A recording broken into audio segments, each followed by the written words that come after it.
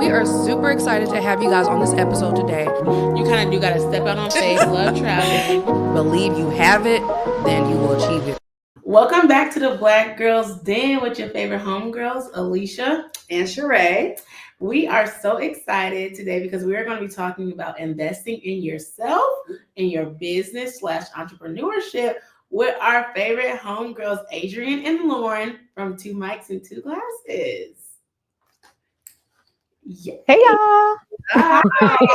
Spirit fingers. Hi. Thank you. We're happy to be here. Yes, we're happy to hear you. Yes, we are glad you came. So let the people know a little bit about Two Mics and Two Glasses. Yeah. So Two Mics, Two Glasses is a podcast between me, Adrian, and Lauryn, two best friends where we talk about business ownership and life.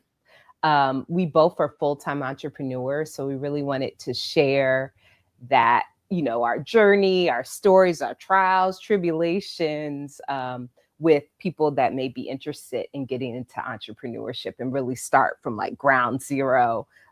Things that we wish we did differently or did well, to really help more specifically people of color become entrepreneurs. Mm-hmm. Yeah, we thought that there was somewhat of a void of more practical information on like how to become an entrepreneur, how to start specific businesses. A lot of the podcasts that I've seen in particular, and maybe I haven't seen all of them, but they were very aspirational, like people who had already made it.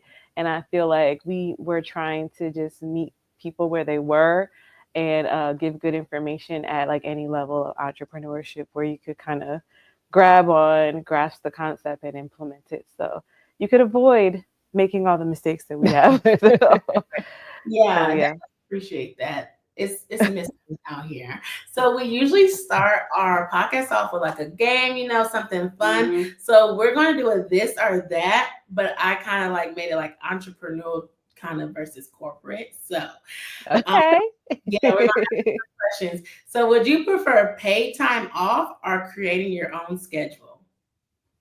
Definitely create your own schedule. Girl. I like paid time off. What about you? I would kind of say creating my own schedule just because I already know what I can do, Yes. Okay. Would you rather wear power suits or cozy loungewear?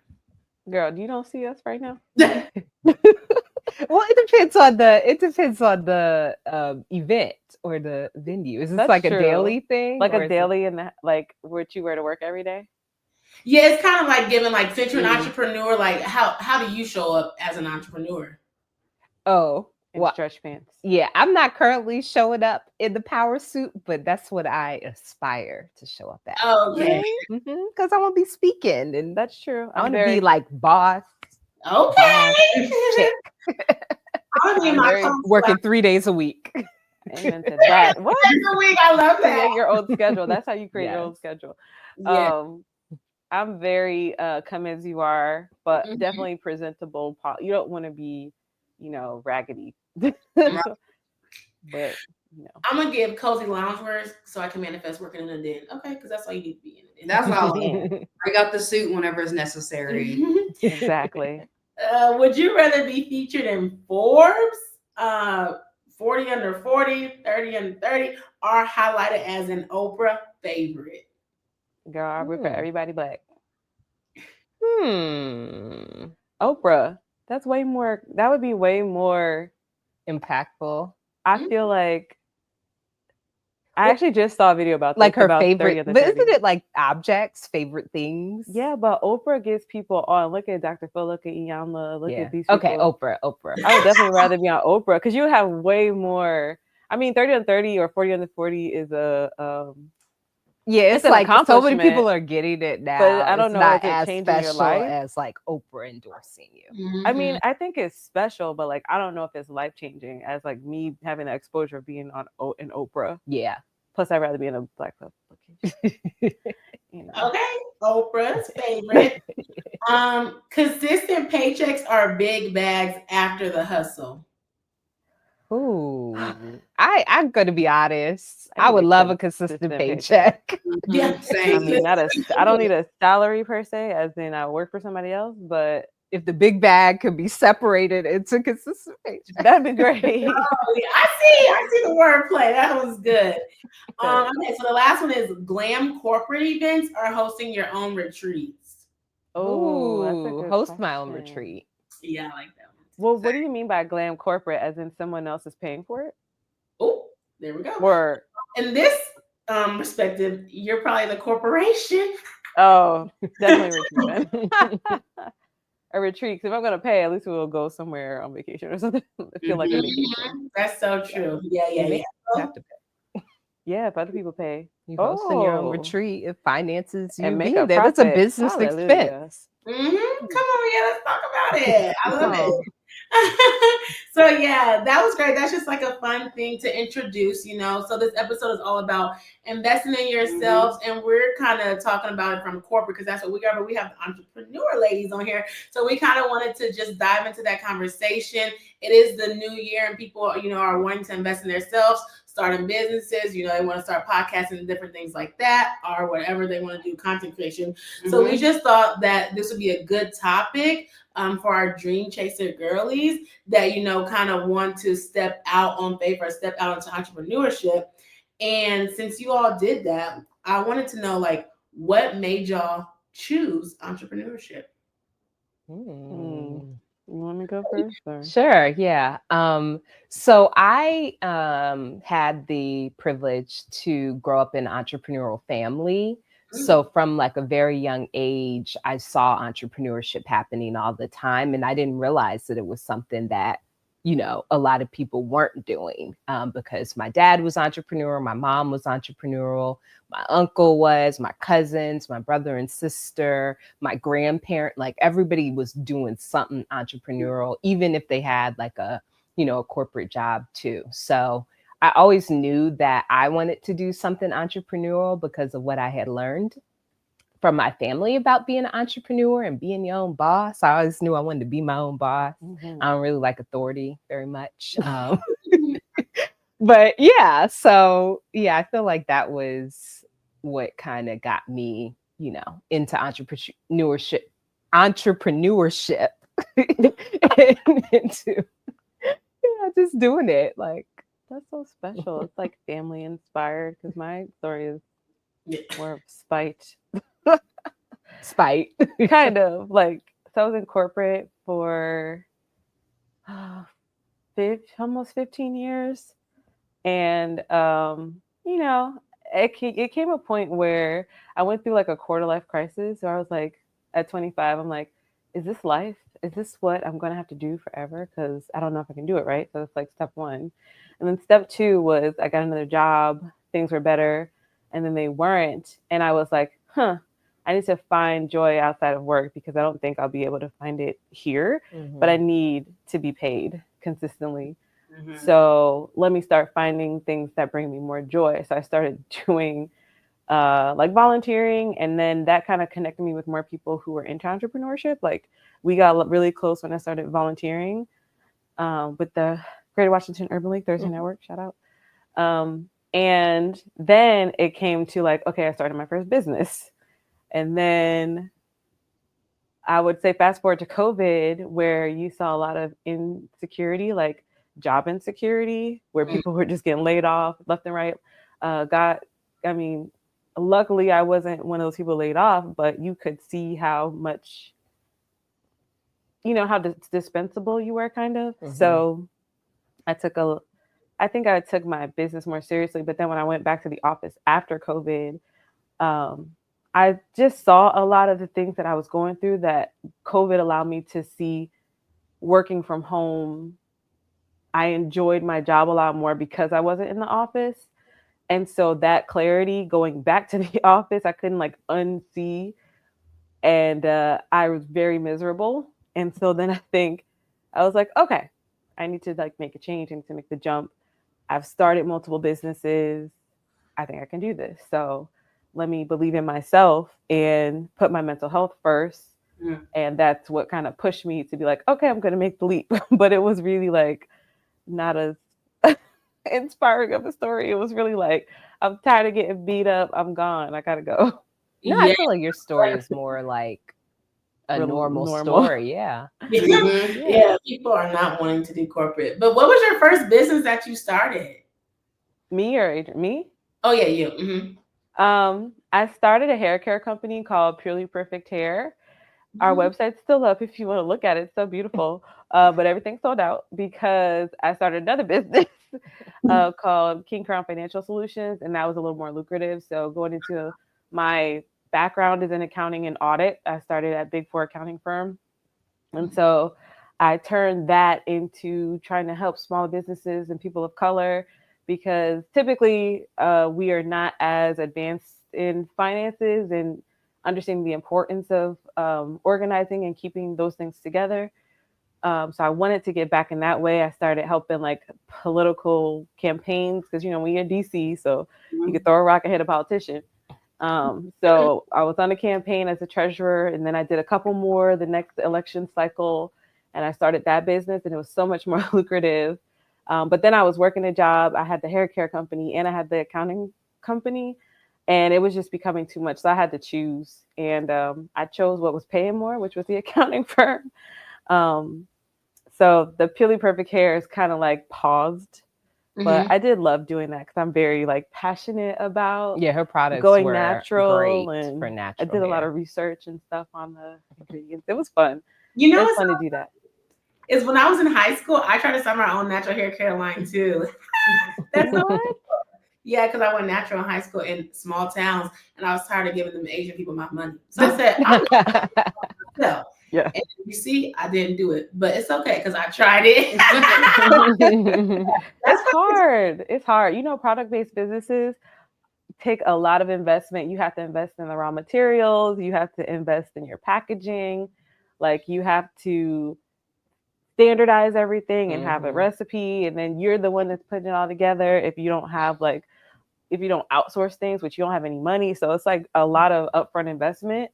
So it was fun, but I had my job, so I was able to fund it. But then it got to the point where I was like, ugh. Every time I got an order, I'd be stressed out because I had so much to do, like 2 businesses and a job. Like that was not sustainable. So I didn't delegate well, obviously. So I had to kind of put it on pause. But hopefully one day I can learn balance and like reopen or something. Or you're going to be rich and you can just do it as a passion project. It's a passion. Just give it away. Literally went into the next question that I was going to ask you all. I was going to say, how did you all start investing in yourself? But you can investing. Well, investing in like which way?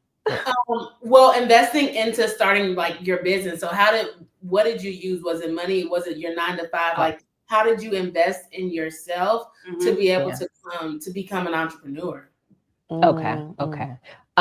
So I'll say, so similar to Lauryn, I've had like multiple companies as well.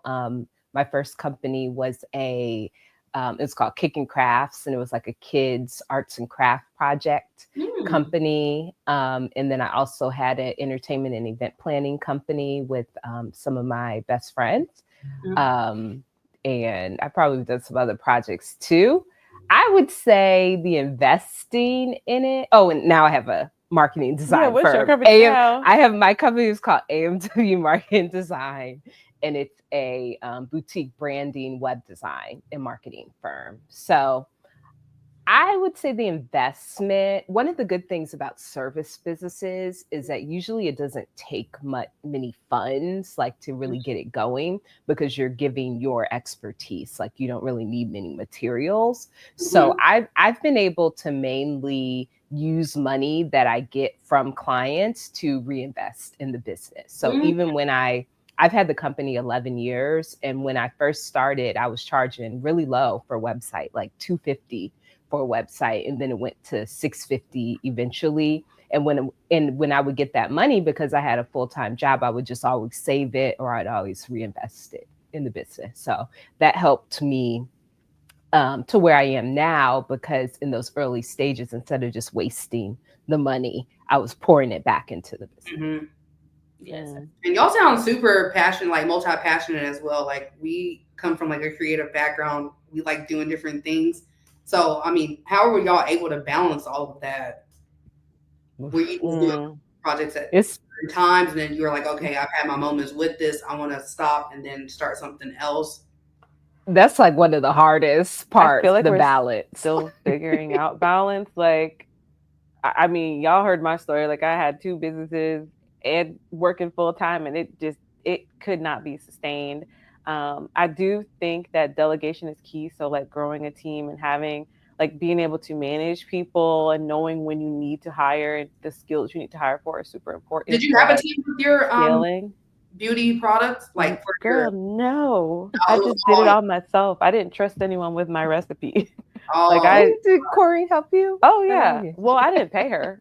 My sister helped me. My brother and sister helped a lot. Yes, they did. The only person I think I really outsourced as in paid was Adrian. Actually, I don't for like marketing. You had the super friend discount. I like barely. I did her website. She my website. My brother did like photography. My sister would be out with me selling all the time.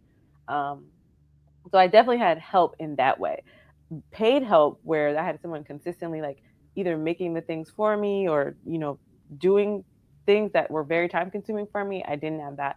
So it was like, oh, you know, like juggling was very tough. And then, you know, even now I would say like I partner with another firm. So I'm now with like Mitchell Consulting, accounting. If you guys need help, you know, I've seen that. Hit up Mitchell Consulting. But I really thought it would make more sense to put our heads together and grow that business instead of trying to do the same thing separately. Because I was contracting for us. My third job. I forgot about that. Because so literally during COVID, I had the hair business. I was doing my King Crown Financial Solutions. And then I was also contracting for another accounting firm to learn from her so that I could do better with my business. And then I was like, why are we trying to do the same thing parallel? I might as well just partner with this firm. So like I work for Mitchell Consulting because, you know, she had people on her team. It made more sense. So that's kind of how I think you get to projects and manage your time, is to partner with people, be more strategic about where you're putting your energy, delegate, you know, create teams, because it's really hard to do everything by yourself. It's really not possible. Yeah. Like Oprah don't answer the phone. Ask her. She ain't gonna answer. You know, like people have people for that. So if you try to book somebody, like these higher level, even CEOs, you know, they don't manage their own calendars. They do what like they're best at. Yeah. I think another thing is being really realistic with your clients about timelines and deadlines.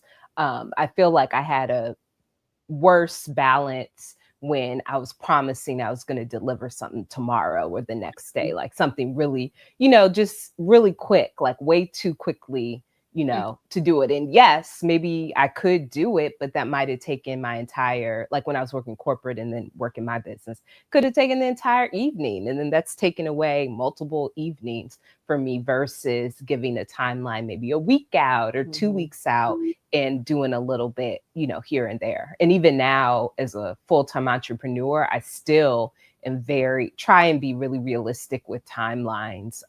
Even if I feel like I have the bandwidth, I think it's better to say a date like, oh, I'll have it ready in a week. And if you do it sooner, great. But if you need that week, take that week.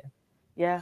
Do you feel like within that you all have boundaries, like, oh, you don't work on weekends, or oh, you don't work after a certain time? Like, do you still feel like you kind of run it like you are working your 9 to 5, or do you feel like you don't run it as your, you know, like you have? Yeah. I would say at first, especially when you're a new entrepreneur, you got to tell your story with your schedule. She was trying to have an alternate schedule at first when she became full-time entrepreneur, which was not 9 to 5, like, and then she had to reflect a little while later. It was like, I mean, sorry, I lost my whole train of thought. That's true. Okay, so when I quit corporate, which was in April of 2023, so I'm a new baby full time. But You're not that new. You're almost 2 years it's in. like a year and a half. Almost 2 years I'm in. 18 months, baby. It's 2025 right now. All right. You're almost 2 years in. Oh, that's true. Okay, so I basically just rebelled against the corporate machine. I was like, F that, I'm not setting an alarm. My body will rise when it is time to be risen. Like, I'm not getting up. I'm not adhering to nothing. I'm going to just work whenever I need to work. And that led me to like getting up late and staying up till like 3-4 in the morning working to get things done. And while, you know, people have those schedules, it's fine. But it was taken away from like me being able to do things at 5 with my other friends, like that work got off. So like if there was something happening in the evening that I wanted to go to, I felt like I would get stuck with like choosing between finishing work and going out. And since I was so flexible, I would just go out and then I would get behind with my work and I would feel stressed all over again. So I was like, I need to set some boundaries. Like I need to set a schedule and try to stick to that schedule. Have I gotten there 100%? No. But I'm much closer and much more structured because, you know, like I have a husband and I can't just, you know, when he's available, he's a firefighter, paramedic with Baltimore City. So it's like his schedule is wonky, but when he's home, I need to be able to be like, okay, I need to spend time with him. I can't just work through the time that he's there. So I had to just put up boundaries for myself. It wasn't even like clients overstepping. But that's what I was saying earlier was as new entrepreneurs, sometimes you try to work those crazy hours just to address what your clients need or, you know, work through the night to get something done. But that's going to eventually become draining. And you have to set boundaries with your clients to say, we're open this day, this time. Because people will text you, especially in accounting. They will text you all hours. They will text you on the weekend. Like, I need this report now. And I'm like, well, if you needed it now, you know, like I'm not open. So it's like, why did you wait last minute? And you kind of have to set those boundaries and teach those lessons with your clients because you'll put yourself in a bad position every time if you just, okay, let me, you know, change my whole schedule to go home and run the report for you. Like, no, I'm out, I'm at the beach, whatever. Like, please hit me during, or I'll get it back to you first thing when we open on Monday. Like, those are the boundaries you have to set. So even though we're out, like removed from corporate, we have all this flexibility. I definitely learned the hard way that you still have to kind of give yourself some structure. At least I did. Yeah, no, I do too. I mean, I try to work 9 to 5. Like there are many evenings that I do not stop at 5, but I, you know, I have it on my calendar. My calendar is like everything. So I have what I want to be doing in the morning. Like if I'm working on the business, that's the first hour of the day. And then I have, you know, whatever else I want to work on, or this is client work, or this is days where I take meetings and stuff. And for the most part, it's with the idea that I work 9 to 5. Okay, that makes sense. To your point, Lauryn, about the corporate, it's crazy because people do that in general. Like, oh, we need this by this time. I'm like, oh, baby, I learned a long time ago that their emergency is not your emergency. And if you needed it, you should have messaged me 2 weeks or 3 weeks ago because you ain't about to me out. That's right. I can't. That's right. So I'm gonna have that when I get into my entrepreneurship too. Feel like, no, ma'am. I'm gonna try to make my own hours though. I want to work a good 10 to 2. That's all I want to. That's what I'm talking about. 4 hours a day. Yes. That's what I'm trying to work towards. So I'm like, Amen I do not want to work a full-time schedule for the rest of my life. Yeah, that's good though. But that's good though to know that still you need to have like the boundary. You need to be able to have like the schedules and stuff like there's still structure even when you're an entrepreneur. It just looks a little different. So yeah, and it's definitely on your own time because honestly, if I want to close for a day, then I will. Or if I need to go to this thing or help my mom with something or help my sister, I have a lot of flexibility to set your own schedule. And, you know, I love that I can do that. Yeah. I've just in like meeting a lot of entrepreneurs and reading entrepreneur books and stuff. It seems like the entrepreneurs that were more structured were more successful. That's true. and that can include like your morning routine, your workout or whatever else. But it just seems like the ones that really stuck to their schedule of whatever, Right. they seem like they did. Yeah, I read about millionaires discipline all the time, and it seems like Mhm. they honestly have some kind of checks and balances. They have some kind of structure. You hear about them waking up at 4 or 5 o'clock in the morning, and I'm like, baby, Mhm. I don't know if I'm there yet, but I'm like, that's then I guess that's That's what her. Yeah, I wake up at 5, but and I'm not a morning person. You wake up at Either. 5. Whew. You wake up at But 5 every morning? I try on the weekdays, yeah. So like, because if I'm starting my day at 9, even though I'm working from home, Right. like if I wake up at 5, then I can like go work out. So that might be from 6 to 7. And then it's going to take me time to get back home. And then I'm getting ready for the day. It's like 8 to 9, and then it's time to work. So when I don't wake up at 5, it's very hard for me to start the day at 9. For the day. Yeah, I see that. That's why I like working from home, because you can kind of like ease into your day. I do like that morning routine where you can just kind of ease into your day. You're just not jumping boom, boom, boom, and you have time for yourself. So I think that's also important too when we're talking about investing in yourself. If that's money, that's financial, even your morning routine to kind of help you, build that up so you can know. I think investing in your mental health and like physical health of whatever you want to do, I think that that's also important and can help you with everything else that you're doing. So I like that. Yeah, definitely. 100%. I mean, I'm not getting up. I don't get up at 5, child. I don't like getting up when it's dark outside, to be honest. But I would say you still have to have a morning routine. Like even if your day starts at 11, not saying that works for everybody. Like say you work from 11 to 7 or 11 to 8, like keep that morning routine though, because like, for me, I have more spiritual. Like I feel like you work your physical, I work on my spiritual in the morning. I have to read like my devotionals, and that gets my mind right to do what I need to do during the day. Because I like to work out at lunchtime. I don't want to be working out first thing in the morning. I would be evil in the gym. And I'm like, I don't want to stop the day to work out and then have to shower and then go back. Then I'm not going to go back to work. You're not going to go back? That's why I can't work out after work, because I'm not going to work out. I'm good with that because I will go back. That's my problem though. I just go back and work till 10 o'clock at night. But I'm finding a balance. I know I can take breaks and then go back to it, but it's all about finding your schedule, your rhythm, and being consistent. Because I think one of the things, like we read about the entrepreneurs that get up at 4 or 5 o'clock in the morning. Some of them have kids and they have to do things around their kids' schedules. I think it's just about finding that consistency. If you look at like musicians and people in kind of non-traditional working, like they might work through the night, but if they're in the studio all the time, going for what they want to do, and they're consistent, then they'll get to where they want to be if they can sing.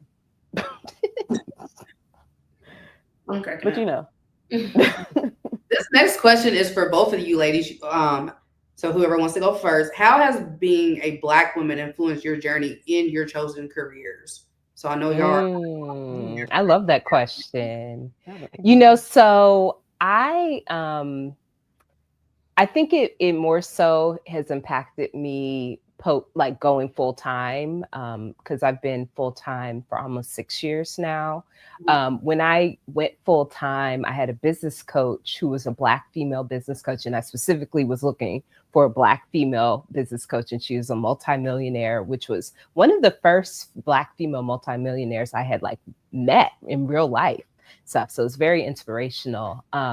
And she really encouraged me to work with people that I felt passionate about. And so I was like, I feel passionate about working with women. And I didn't specifically say Black women, but most of my clients ended up being Black women. And it's just a different feeling working with Black women, especially so now I can say that the majority of the people that I talk to every day, like 90% of my conversations through my work is with Black women.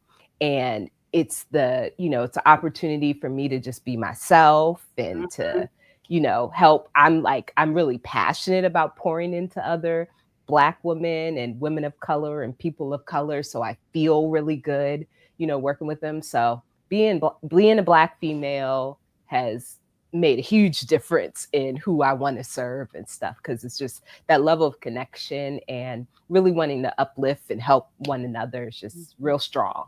It's like you're building a business, but you're building like a community around it as well. Yeah, it's like I'm becoming successful, they're becoming successful, we're helping one another, we're supporting one another. It's like, it's a really good feeling. It was that business coach that I had, it was incredible because most of the women in her program were Black female entrepreneurs that were working full time doing their job. And that was the first time I ever met that many Black female entrepreneurs. And that brings me to my point. Oh, sorry. Oh, no. So I was like, oh, we need to get her on the podcast. Oh, yeah.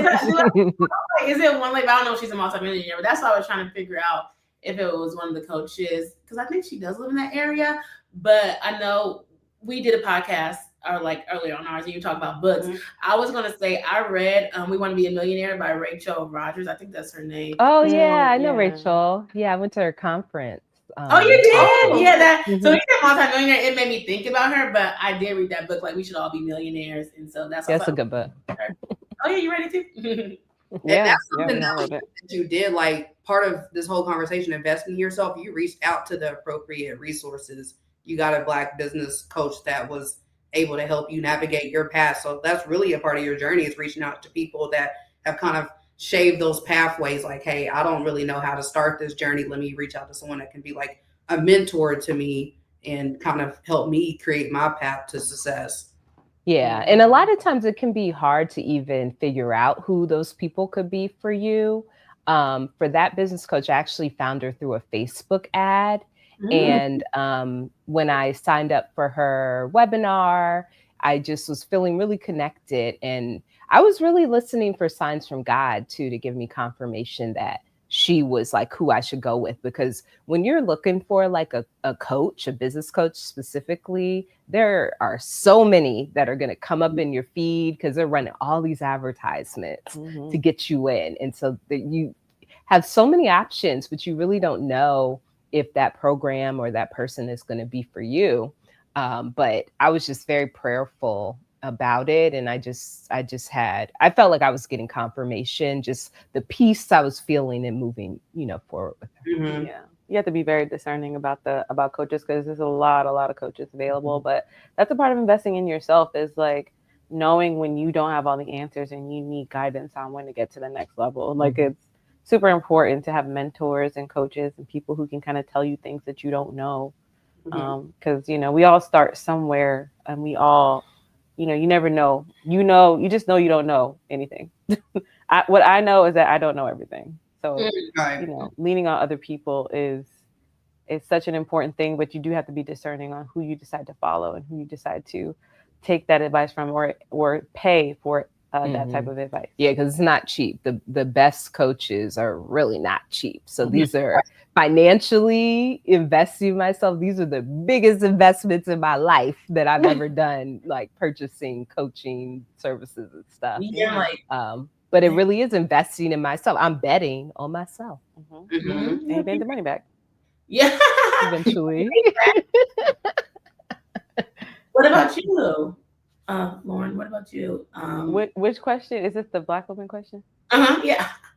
Okay. What is the question one more time?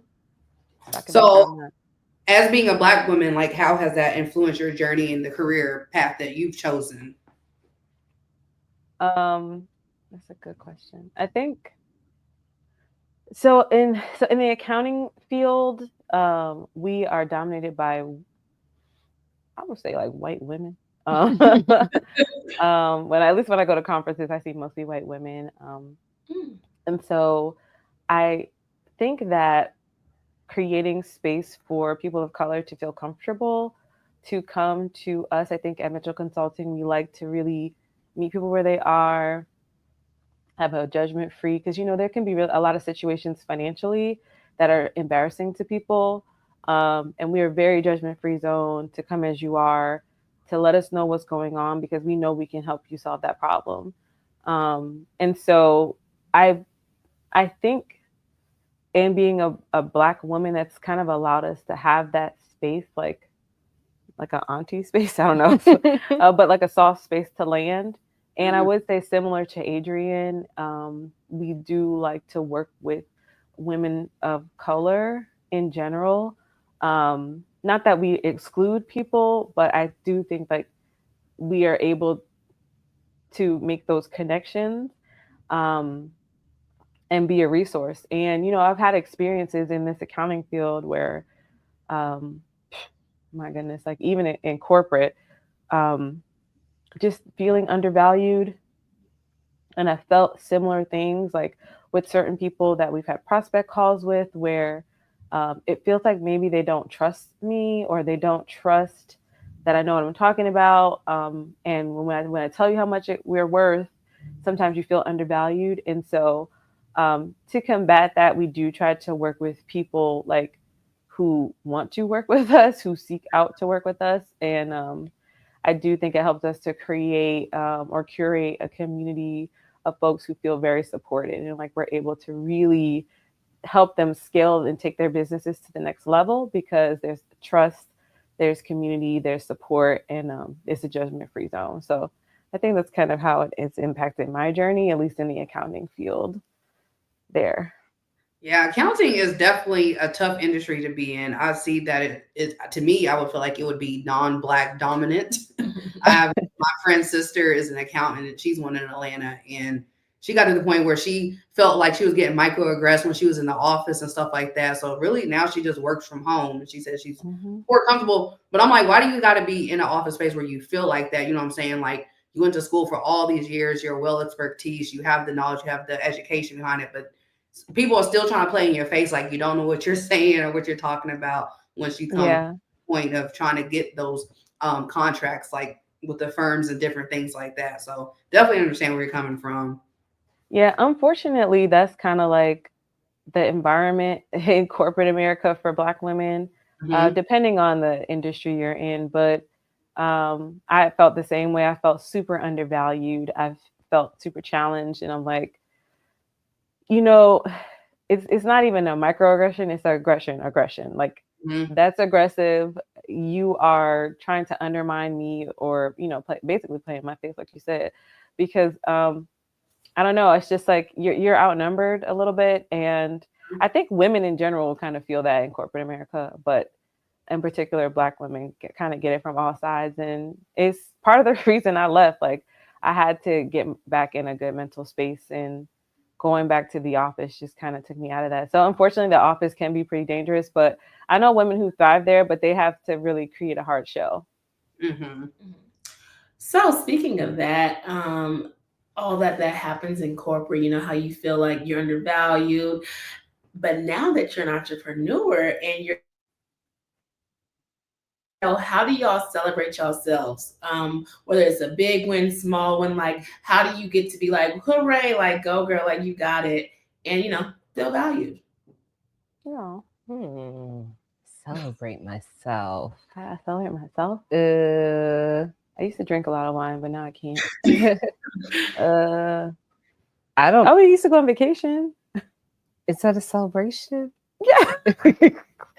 I mean, so yeah, I guess, just giving myself flexibility in the day. I used to do like regular massages every 2 weeks, every Friday. So it's like in the middle of the day. So that was like nice self-care. Oh, no meetings on Friday. Yeah, no meetings on Friday. We love vacation. So, it's been a while. I'm going to go on a vacation. I'm going to block my calendar. I may do a little bit of work while I'm there. I'm about to say, you be taking your laptop. Well, I do take my laptop because I'm a CEO. So I haven't delegated enough, apparently. Yes. Come on, CEO. So the business doesn't stop when I'm away. But I could be on the beach, typing away or whatever. It's better. Yeah. I think another way is, so I follow something called Profit First Method. I think we both follow it. You said Profit First? Yeah, it's an accounting type of Cash method. management. Yeah, there's a book called Profit First, and Profit First tells you to have like 5 different bank accounts. So when you receive money from the business or from a client or whatever, you actually are divvying it up into these 5 different accounts. And one of the accounts is a profit account. And the profit account is like literally just supposed to be fun money. And so I love stacking up my profit account and then splurging with that money, whenever it has enough of what I want. So I feel like that's fun. We have an episode that talks about profit first if you want to learn more, but there's also, it's a fantastic cash management. It's a cash management strategy. It's a way to just ensure that you have everything you need, but also kind of keep you on a budget so that you're not overspending. Like it keeps you within like a percentage of your earnings so that you're not spending more than you should. And so that you pay yourself. A lot of entrepreneurs have trouble paying themselves, and then you become very demoralized. But if you create a way for your expenses to stay in a certain range, you'll be able to put money toward vacation, household bills, so that you're not feeling so stressed. Like money is probably one of the big stressors. Yeah. You led me to my next question, but I was going to say a couple of years ago, she doesn't do her podcast anymore, and I forgot her name. Well, her name is Sierra, but I forgot the podcast. But it was all about, she was talking about how to have fun and live, and she introduced like, a fund. It's like an FIT fund, basically, like that you have, and you put money in. And she's like, if you want to cut your job, F it, but just having money in there for a rainy day and stuff like that. And so it even goes in like working in corporate, like, no, just save your money just in case you want to leave your job, just in case you want to go on a trip. So she was talking about like building that money up and having that like savings. So I thought that was really cool. And then, I don't have an FIT fund, but I do have a travel fund. I can only have so many funds, but I'm like, travel fund. But since we are talking about finances and you all are entrepreneurs, and we talk about, it's not a consistent every 2 weeks, it's you get paid when you have clients. I want to know, how do y'all handle financial setbacks or uncertainty with like in your career? I cry in the corner. No, I'm just kidding. Half kidding. So after I cry in the corner, no. That's a good question. Well, do you want to say yours, or I don't know if mine is like the most responsible. I don't know how you handle it. It's honestly, financial setbacks are somewhat inevitable with entrepreneurship, so you have to prepare yourself for it. So I would say for myself, like I am slightly newer and I was real used to that corporate money. So I'm married, and I do kind of lean on my spouse sometimes. And so he, with the household bills, we work together for sure. But I wasn't going to be like too down with him, but also like, sometimes you got to put something on a credit card. Like God gave you credit, keep your credit good. Keep your credit good, seriously, like honestly, because you're going to need to pull on it. Even if it's just to grow your business, like debt strategies are a thing, and you can grow your business through debt. Ideally, you want to grow through investments, but that's not always available. People aren't just slinging money around for everybody. So a debt strategy is a good way to get money ahead of time to pay for the things you don't have cash for. And then grow your business so that you can then reach more people and bring in more money to then pay off that debt. So, but I kind of had to use debt to get through certain parts so that I can make more money, so I could live and still be available to my clients. And it pushes you to get more clients. It pushes you to make more money. And even for me, I got a contract. So, I freelanced for an accounting firm. And I think that's okay. I think seeing entrepreneurship as like, I'm going to find ways to make my life the way that I need it to be, it's fine. Like if it's not through your business, that doesn't mean you're a failed entrepreneur. You just have to find ways to fund yourself so that you can keep reaching the people that you're passionate about through your business. So I would say, one, I used debt, but then it motivated me to be like, okay, how can I make this money so that I can do what I love to do? Yeah. I did a lot of stuff similar to Lauryn.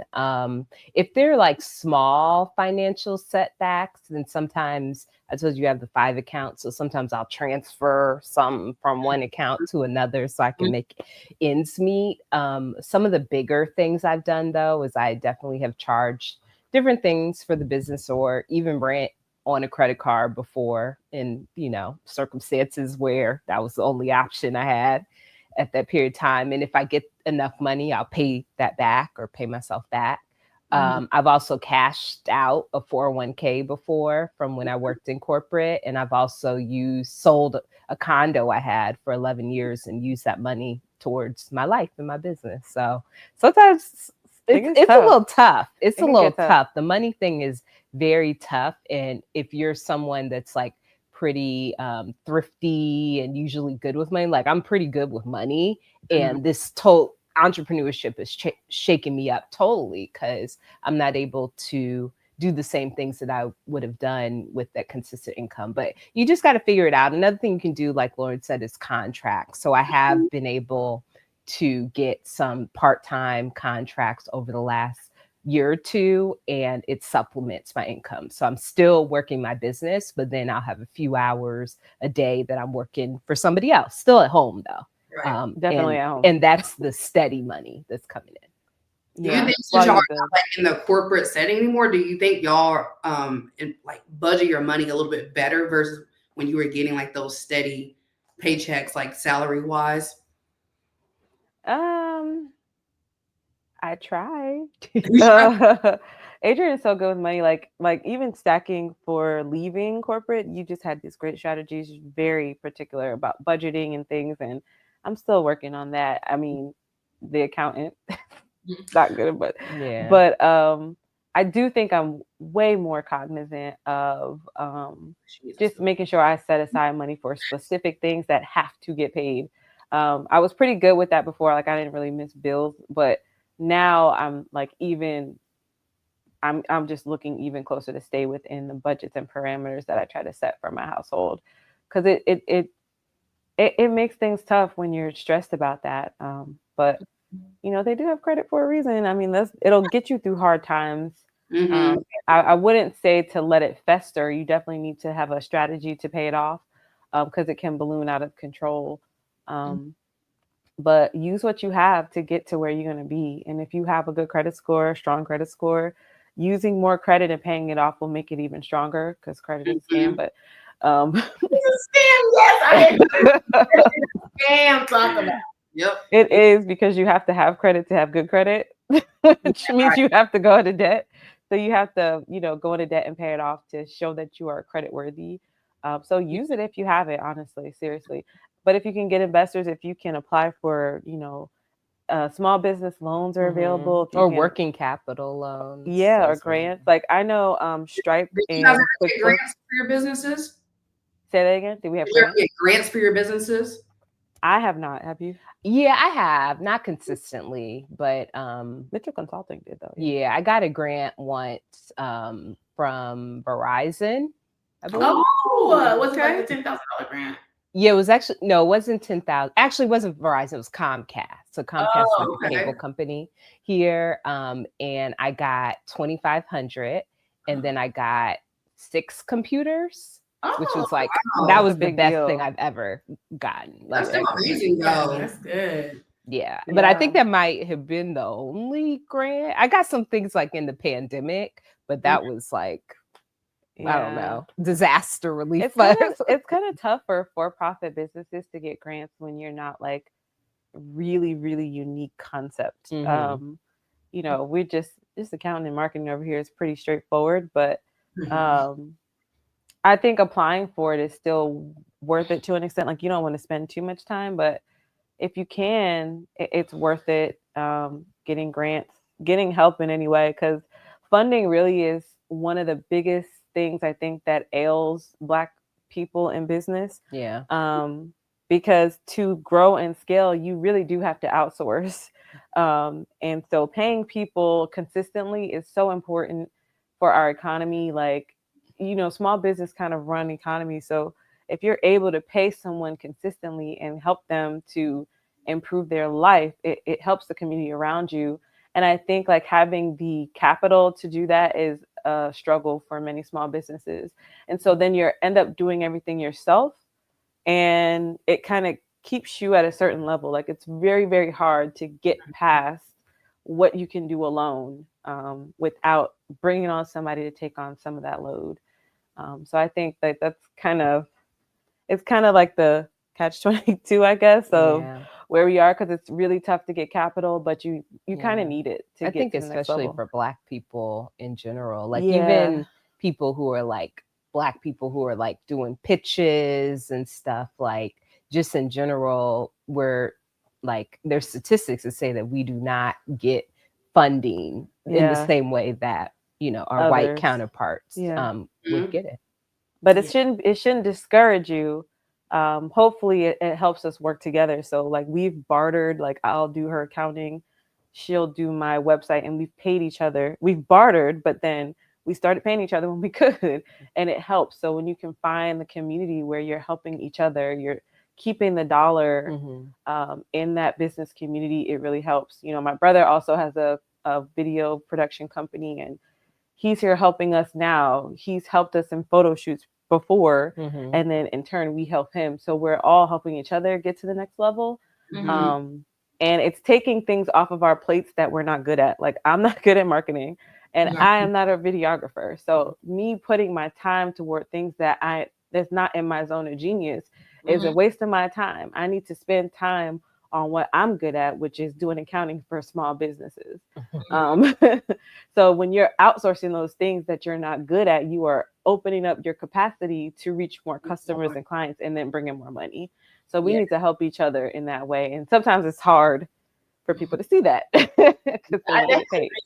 That sounds like something else, but the zone of genius. I feel like I heard that before, but yeah, like you have to operate in your zone of genius, and that's what I be saying. The editing and all that stuff, that's not my zone of genius. I don't have time for that. Let me do some content and keep it going. So that is good. I definitely agree. As we wrap it up, though, y'all kind of answered the question a little bit, but I really want to ask about like what tips would you all give going from corporate to entrepreneurship. But I heard Adrian, she had a little strategy going on. So I was like, you want to share your strategy for the people to, you know, help them out? Yeah. So I believe that you should try and prepare for about a year if you can, you know, if you're thinking of making the jump. And during that year, if you already have the business, or even if you don't have the business, whatever business you have, you need to try and scale it up quickly. So even if you're not getting like as many clients as you would like, start charging what you would charge if you were working full time. Because a lot of times when we are doing it as our side hustle, we're undercharging because the money is like just extra for us. We don't like need it, but really do your market research so you can figure out what is like the, you know, the amount that other people in your market are charging, and start charging in that area, because once you do go full time, you won't have to do some big price up. You'll already be, you know, working with your target market. Another thing I did is I just stayed very, very budgeted. So the year before I went full time, I happened to get a new job, and I had an increase of almost 20K from the old job to the new job, but I didn't start spending, you know, my new money. I stayed at my, you know, budget from the smaller amount, and it gave me an extra $2,000 a month to pay off debt. So I ended up just aggressively paying off my student loans. But in addition to that, I did a balance transfer of my student loan. I think let's say I had 20K left. I transferred it onto a credit card, a no interest, like 18-month credit card, so that it wouldn't accrue any more interest. Because, you know, when you're paying it like through whatever, I don't know what it's been a while now. Through Sallie Mae or whatever, you'd be like, you put these payments down in the balance, it just doesn't seem like it's going down enough. So when you get rid of that, like when you put it somewhere where you know that if you put 2,000 down, it's gonna be 2,000. It helps. So I was able to do that with the Capital One. And I didn't even know you could even do that. A lot of people don't. And it only some credit cards can you do it, but Wells Fargo does it a lot. And it, like I said, keep your credit score. If you can build your credit score up while you have your job, please do that, because credit is so important to be able to strategize and kind of finagle to get what you want in entrepreneurship. Like again, you don't want to live on it because that'll be bad, but you do want to be able to use it to your benefit. Yeah. And as an entrepreneur, you need every little piece of fund and every resource that you could get there. But yeah, those were the two main strategies. So scaling my business before I actually made the jump, or at least charging what I needed to be charging, and then aggressively trying to pay off debt. I also wanted to like save. Like I was like, oh, it'd be great to have 10K in my savings. I did not have that. I probably had 1,000 or less in there because I chose to pay the student loans instead. But you know, do whatever you can to get your expenses as low as possible. And it seems like you were living below your means, I guess, or living like at that time. At that time, I was. Yeah, that was the same condo that a couple years later I sold and was able to get a profit. That is so smart because they always talk about when you get another job, like people try to like go and match. It's like, no, you're not making no more money because you keep on trying to you know, make more, increasing your life. Right. So years later, I made the mistake and got a luxury apartment, paying way too much in the downtown area. But you lived your life, girl. But I did a long period of being very thrifty. Yes. Do you have any other suggestions, Lauren? Any tips that? So my journey was much less responsible than Adrian's.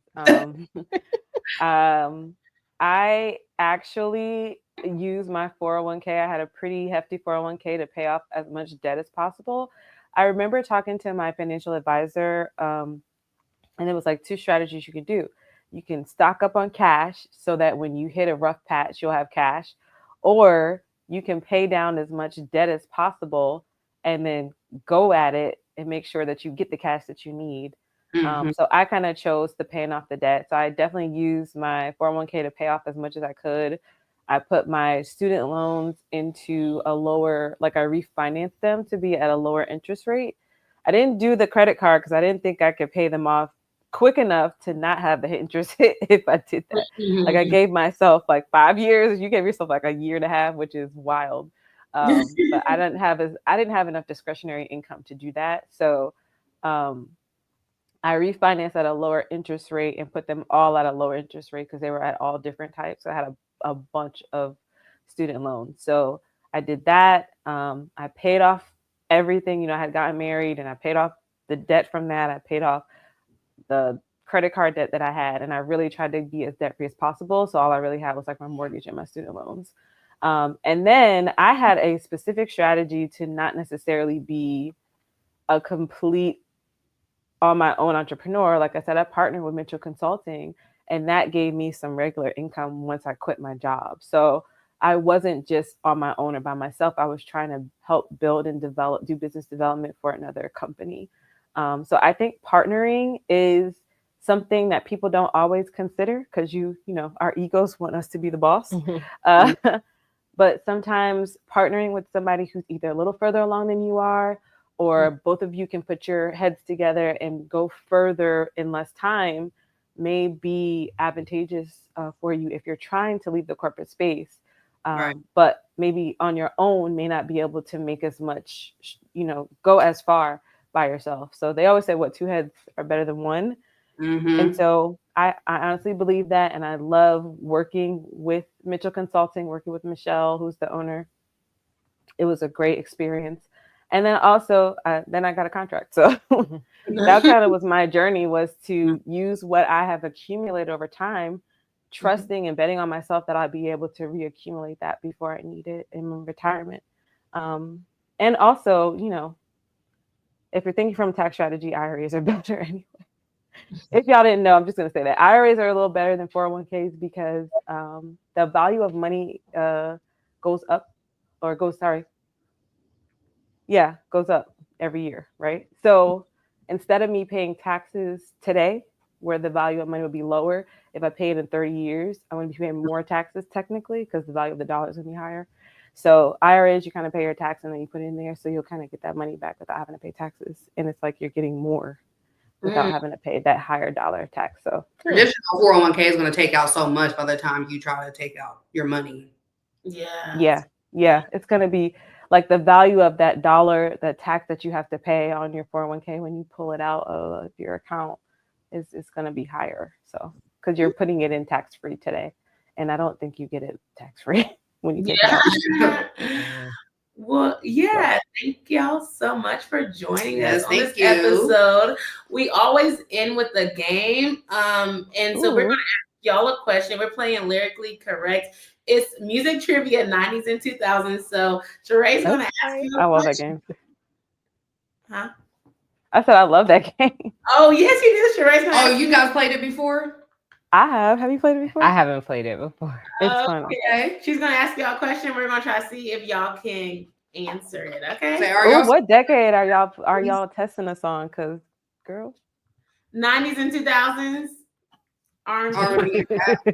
Okay. Hip hop and R&B. Okay.